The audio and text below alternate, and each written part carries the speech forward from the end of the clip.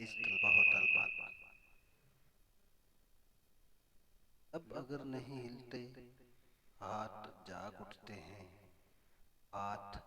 جاگ اٹھتے ہیں، راہ کا نشاں بن کر، زباں بن کر، ہاتھ بول اٹھتے ہیں صبح کی اذاں بن کر۔ روشنی سے ڈرتے ہو، روشنی تو تم بھی ہو، روشنی تو ہم بھی ہے، روشنی سے ڈرتے ہو۔ اس طلبہ و طالبات، شاعر یہاں پر بتانے کی کوشش کرتے ہیں کہ انسان کے لبوں پر اگر پابندی لگا دی جاتی ہے کہ بہت دن تک نہیں رہتے، ظلم مطلب ظلم بہت دنوں تک نہیں رہتا، انقلاب ضرور آتا ہے، اور جب انقلاب آتا ہے تو لوگوں کے لب کی خاموشی، اگر لب نہیں ہلتے تو ہاتھ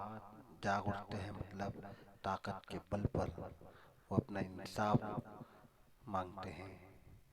ہاتھ جاگ اٹھتے ہیں، ہاتھ بیدار ہو جاتے ہیں، ہاتھ کھل جاتے ہیں لڑائی کے لیے، حق کی لڑائی کے لیے، انصاف کے لیے، راہ کا نشان، راستے کا نشان بن کر، کہ آنے والی نسلوں، آنے والے لوگ اسی راستے پر چلے، ظلموں کو نہ سہے، ظلم و زیادتی کو زیادہ برداشت نہ کر، بلکہ ظالم کے خلاف آوازیں اٹھانا چاہے، اٹھاتے رہے، ظلم راہ کا نشان بن کر، نور کی زباں بن کر، روشنی بن کر، جب وہ بات کرے تو روشنی کی بات کرے، نور کی بات کرے، نور، روشنی، نور کی زبان، یعنی ایسی باتیں جس سے لوگوں کے دل روشن ہو جائے، لوگوں کو مستقبل روشن نظر آئے، ایسی باتیں، ہاتھ بول اٹھتے ہیں صبح کی اذاں بن کر، جب انسان جد و جہد کرتا ہے، کوشش کرتا ہے، ہاتھ بول اٹھتے ہیں صبح کی اذاں بن کر، صبح کی بہترین اذان جو انسان کے دل کو راحت اور سکون فراہم کرتی ہے، جب انسان ظلم کے خلاف آواز اٹھاتا ہے اور اس میں کامیابی ملتی ہے، جو سکون اور راحت ملتا ہے صبح کی اذان سن کر، ویسے انسان صبح کی اذان بن کر، روشنی سے ڈرتے ہو، روشنی سے ڈرتے ہو، روشنی تو تم بھی ہو، روشنی تو ہم بھی ہے، انسان روشنی سے کبھی نہیں، یعنی مستقبل سے کبھی نہیں ڈرنا چاہیے، روشن مستقبل سے کبھی نہیں ڈرنا چاہیے، روشنی تو تم بھی ہو، اے انسان تمہارے اندر بھی روشنی ہے، راہ ہدایت کی روشنی، علموں کی روشنی، روشنی تو ہم بھی ہے، اور ہم اپنی روشنی سے چراغ جلتے ہیں، ہم اپنے دل کی روشنی سے دوسرے کے دل کو روشن کر سکتے ہیں، تو پھر یہ روشنی سے کیوں ڈرتے ہو؟ روشنی سے مراد یہاں پر ترقی،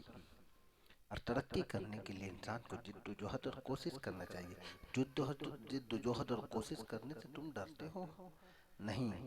جد و جہد اور کوشش کرنے والا ہی کامیاب ہوتا ہے،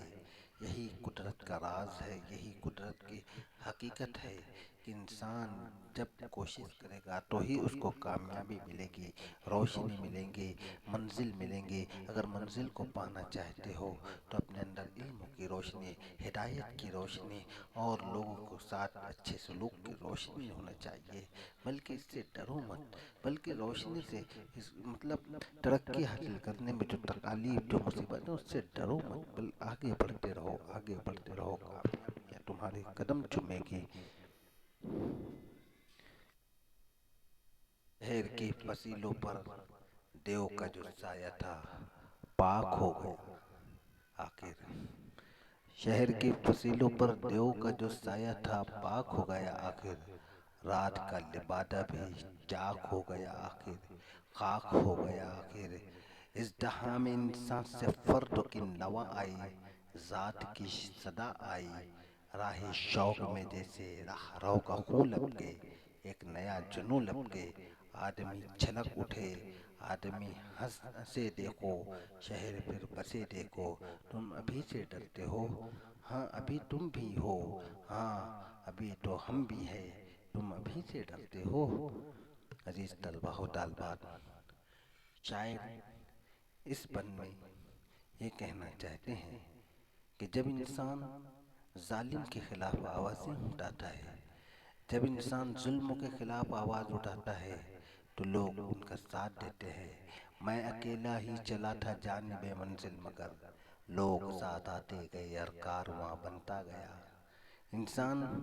ہمیشہ منزل کی جانب جب چلتا ہے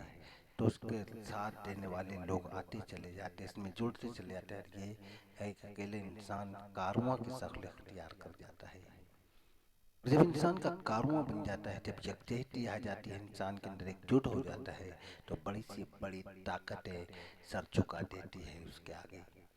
شہر کی فصیلوں پر، فصیل کہتے ہیں وہ شہر جس کے جہاں یہ شہر ختم ہوتا ہے، وہاں پر ایک دیوار سے اٹھا دی جاتی ہے، شہر کی فصیل کہلاتی ہے، تاکہ باہر سے آنے والا شہر میں داخل نہ ہو۔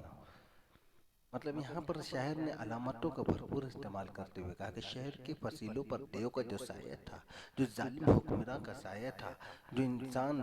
ظالم، جو مظلوم انسانوں پر ایک ظالم انسان کا سایہ تھا، وہ اب ختم ہو گیا ہے۔ کیوں ختم ہوا؟ جد و جہد اور کوشش کے ذریعے ظلم کے خلاف آواز اٹھانے کے لیے لب کھلنے کی وجہ سے، انسان کا لب جب تک خاموش رہتا ہے ظلم و زیادتی بڑھتی ہے، لیکن انسان کا جب لب کھل جاتا ہے، جب اس کو بولنے کی آزادی آتی ہے، تو سب ہر چیز میں ایک زبردست انقلاب پیدا کر دیتا ہے۔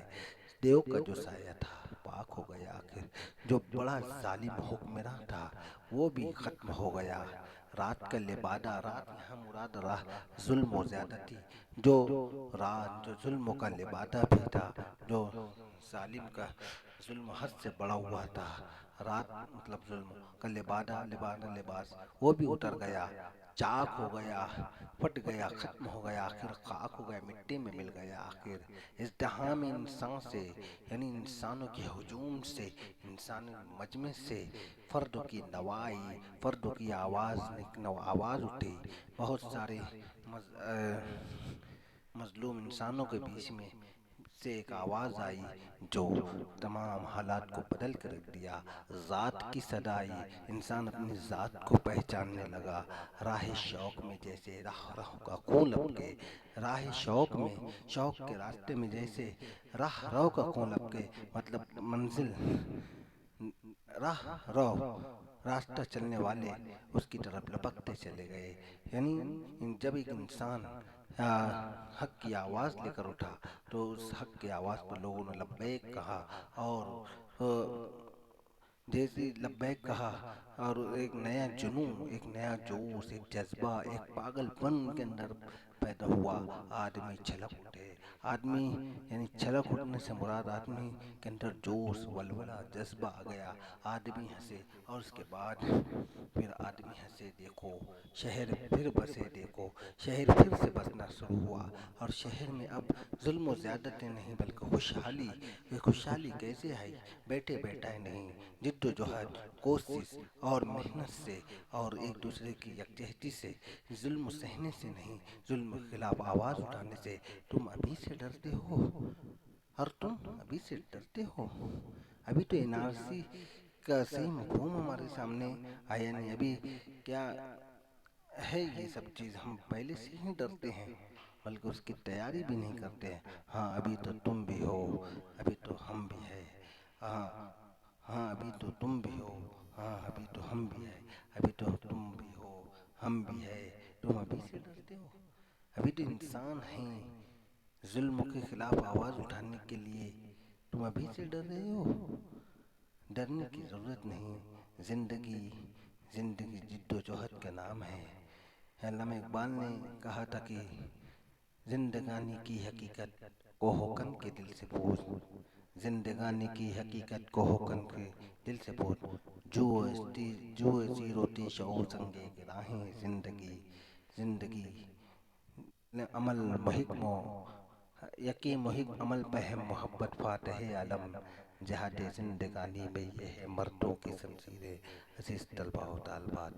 یہ نظم یہاں ختم ہوئی، اور نظم کا خلاصہ یہی ہے کہ زندگی